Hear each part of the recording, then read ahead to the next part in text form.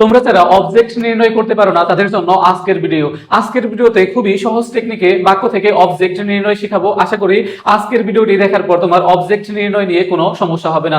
তোমরা মনে রাখবে, দেখবা বাক্যের ক্রিয়াকে, দেখো বাক্যের ভার্বকে, এক কথায় ভার্বকে কি বা দেখো যে কাকে দ্বারা, দেখো কি বা কাকে দ্বারা প্রশ্ন করে কি পাওয়া যায়, দেখো অবজেক্ট পাওয়া যায়, অবজেক্ট পাওয়া যায়।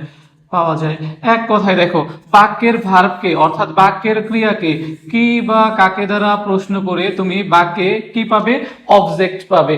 আর এই অবজেক্ট চেনাটা খুবই গুরুত্বপূর্ণ। তুমি যদি বাক্যে অবজেক্ট না চিনো তাহলে কিন্তু ট্রানজিটিভ ভার্ব এবং ইনট্রানজিটিভ ভার্ব নির্ণয় করতে পারবে না। সে কারণে তোমাকে অবশ্যই অবজেক্ট কি এটা জানতে হবে। তাহলে আমরা শিখে নিলাম বাক্যের ক্রিয়াকে কি বা কাকে দ্বারা প্রশ্ন করে অবজেক্ট পাওয়া যায়। তাহলে দেখো এখানে দুটি এক্সাম্পলস দেওয়া রয়েছে।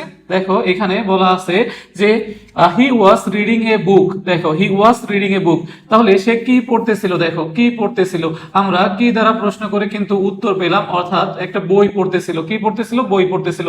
তাহলে এ বুক, এখানে বুক হচ্ছে কি অবজেক্ট। তাহলে হি ওয়াজ রিডিং এ বুক, এখানে দেখো যে সে কি পড়তেছিল, দেখো ক্রিয়াকে প্রশ্ন করো, তাহলে বই পড়তেছিল, আমরা কি দ্বারা প্রশ্ন করে উত্তর পেয়েছি, তাহলে এটা অবজেক্ট। আবার দেখো আই স হিম টুডে, দেখো কাকে দেখেছিলাম, দেখো কাকে দেখেছিলাম, আই স হিম টুডে, তাহলে কাকে দ্বারা প্রশ্ন করে আমরা উত্তর পেলাম, তাকে দেখেছিলাম, তাহলে এটা একটা কি অবজেক্ট। আমরা জানি যে বাক্যের ক্রিয়াকে কি বা কাকে দ্বারা প্রশ্ন করে আমরা কি পাবো, অবজেক্ট পাবো। তাহলে একদম সহজ বিষয়, দেখো যে বাক্যের ভার্বকে অর্থাৎ ক্রিয়াকে কি বা কাকে দ্বারা প্রশ্ন করে আমরা কি পাবো, অবজেক্ট পাবো, অর্থাৎ অবজেক্ট পাওয়া যায়। তাহলে দেখো যে হি ওয়াজ রিডিং এ বুক, সে কি পড়তেছিল, বই পড়তেছিল, তাহলে এটা একটা অবজেক্ট। আবার দেখো আই স হিম টুডে, কাকে দেখেছিলাম, দেখো তাকে দেখেছিলাম, তাহলে এটাও একটা অবজেক্ট। আশা করি তোমরা অবজেক্ট নির্ণয় করতে পারবে আজকের ভিডিওটি দেখার পর।